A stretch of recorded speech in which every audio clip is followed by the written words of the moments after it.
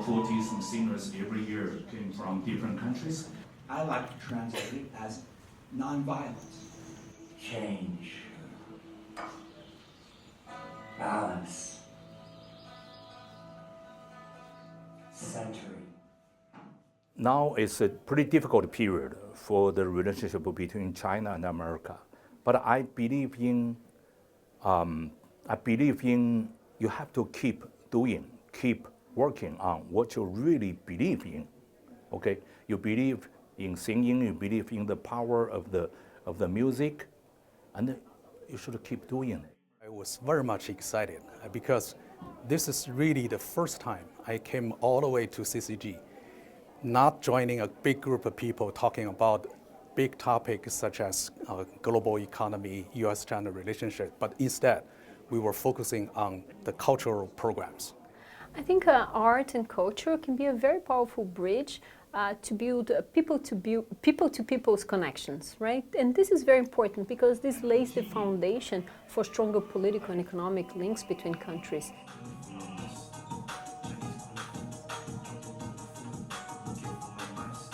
The U.S.-China relationship started from the so-called ping-pong diplomacy, and nowadays time has changed, the world has changed, so nobody or very few people in this country are playing ping-pong anymore.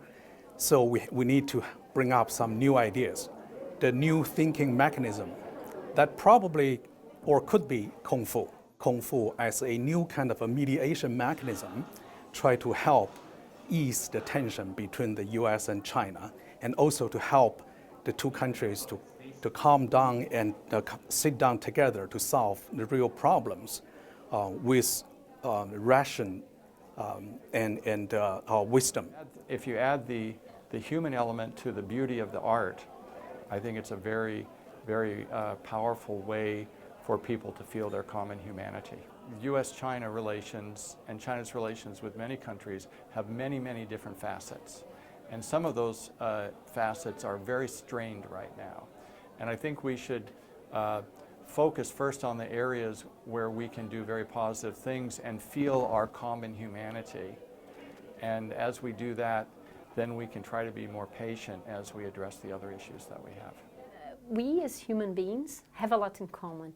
And recently, when you look at the international scenario, there's a lot of emphasis on what separates people, on the differences among countries, which is absolutely natural given what we're seeing. But at the same time, sometimes I feel like we need to take a break, take a deep breath, and realize that we as human beings share a lot in common, a lot of common values.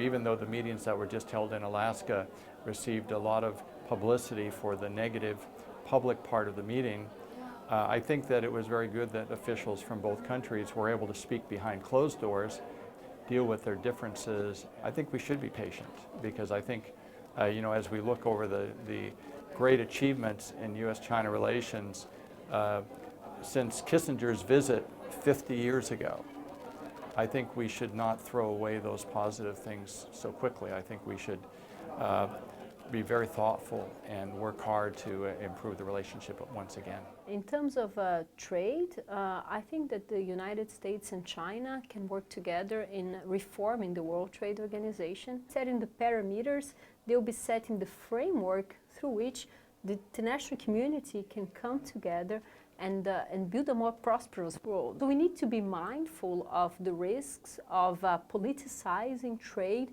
in a way that undermines its potential to contribute to economic growth. I think prosperity, economic growth, is something that provides a very solid foundation to create better living conditions across the globe.